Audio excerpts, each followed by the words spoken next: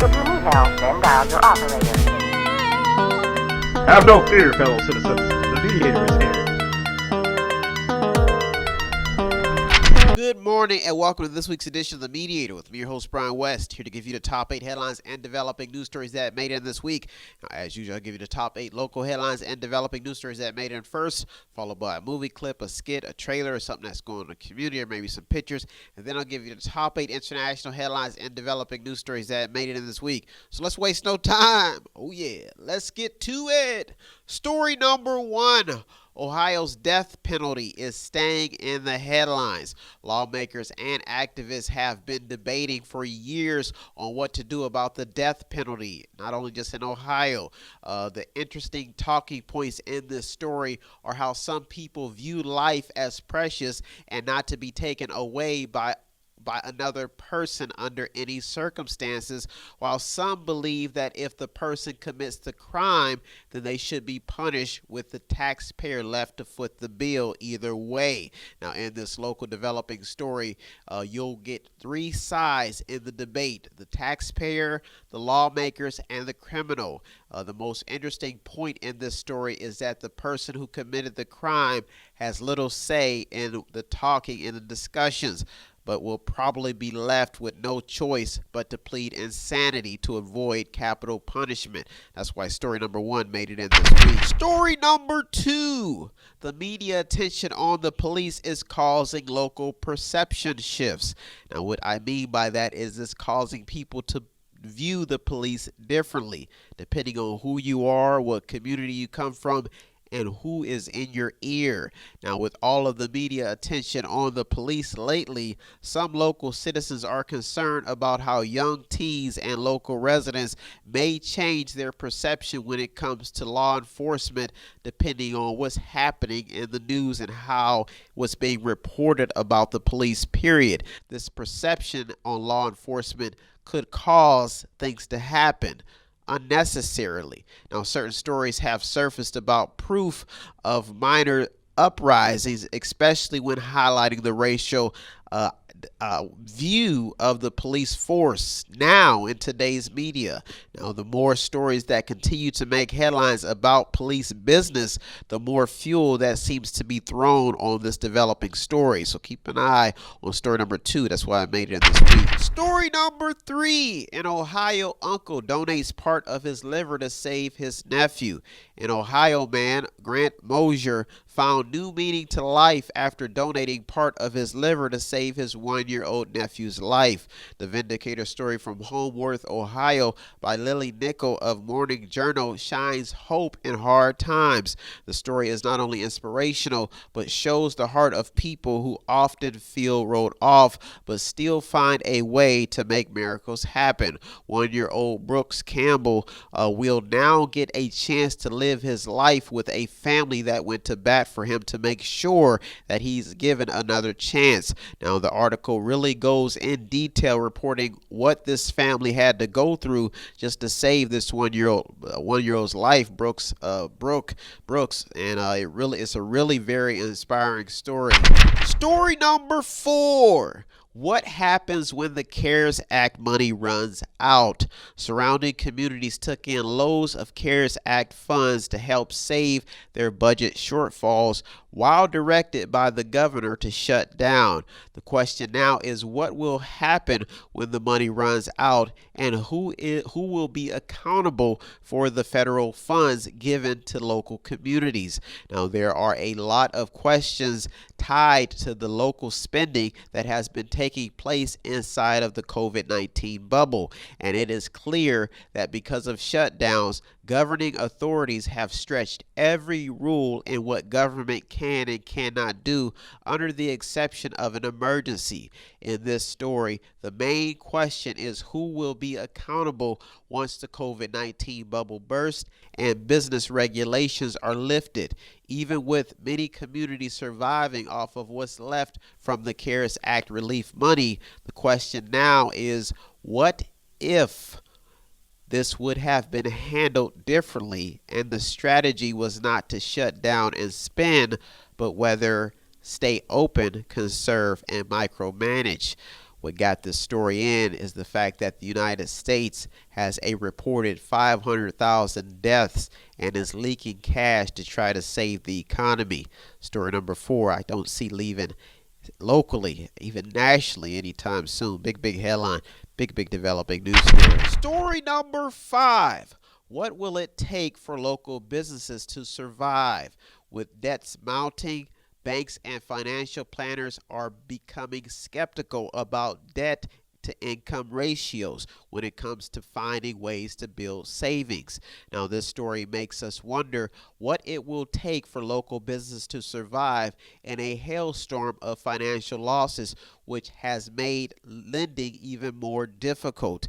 Now, everyone knows, or everyone even now knows, that the majority of Americans are strapped for cash with little ability to maneuver financially. Now that everyone is under strict regulations from the state due to COVID-19, it appears that the virus has done nothing but exploit business owners' issues even more rather than give them a clear path to survival.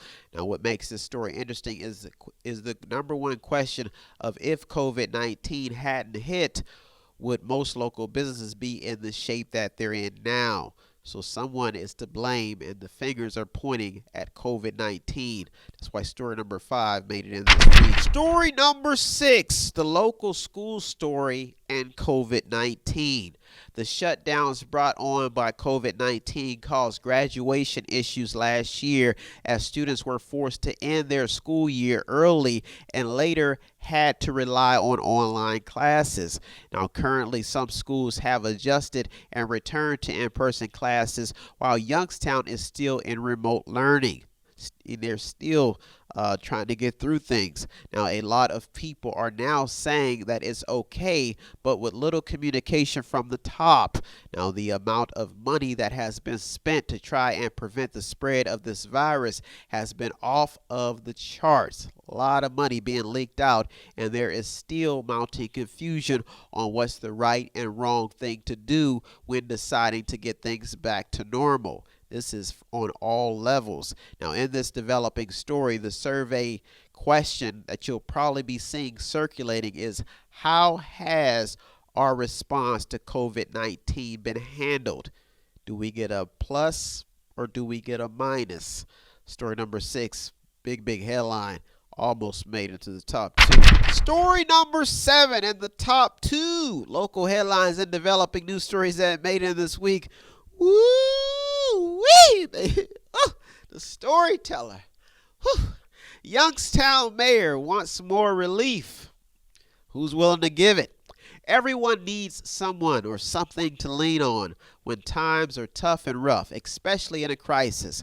In the midst of another election coming up and the city of Youngstown still on its knees praying for a lifeline, Mayor Jamel Tito Brown laid out some hard facts in his call for more assistance to lift Youngstown out of poverty. His argument was based on the reality that the majority of Americans that were already a paycheck away, so that he's stating out that the reality, that it is a reality in the air that's been here for a long time, and that reality is that the majority of Americans were a paycheck away from economic hardship before all this stuff even happened. Now, there's a but the pandemic just exposed it even more, as I stated. Now, federal dollars have already been pouring into the city, but it appears that with grim budget shortfalls projected in the next year or two, that if the mayor of Youngstown is reelected, he will be turning the wheels on a four-wheeler, hoping that the vehicle will last. And he'll be hoping, while doing this, that the price of rubber stays the same. I hope you get the message that if you're going through hard times, let's hope that that money can last. Let's hope that everything will stay the same, and you will save your... I'm sure you get the picture. Story number 8. How much will it cost for Ohio to fix COVID-19? That's going to be a lot. Folks, The price tag is big enough to put an entire naval fleet of ships on each coast, and day by day it's getting bigger, higher, larger. The price tag on the COVID-19 virus for the state of Ohio alone is enough to bring a sane man to take his medication. Hand sanitizer, protective gear, and equipment costs have put just getting ahead of myself. It has put a price tag on COVID-19 just to stop the spread, just to try to save people's life. That's all I've ever wanted to do, to tell a story to save people's life. But the COVID-19 saga has really pushed its limit. Local businesses have already spent billions and are now being asked to increase minimum wage. Board officers have been scrambling to meet government requirements, and teachers and parents have been forced to adjust their teaching styles, all while wearing a mask and protective equipment. 6 feet apart everywhere. Medical workers have been drilled with COVID-19 fatigue still mounting. In this top news story, once the dust settles, the bill will be in the mail for somebody to pay for it. And we're all wondering who that somebody will be. Jesus. Well, those are our top 8 local headlines and developing news stories that I made this week. Don't go anywhere. I'll be right back with the top 8 international headlines and developing news stories. You are in The Mediator. Me, Brian West. I'll be right back. If you need help, then dial your operator. Have no fear, fellow citizens. The Mediator is here. If you want to check out the stories that almost made it in or did make it in, go to our Twitter feed on our website. Check out everything. All of the sources are there. And go to the website. It's method8inc.com. Method8inc.com, where you can buy something, click on something, watch something, read something, or just sponsor a program.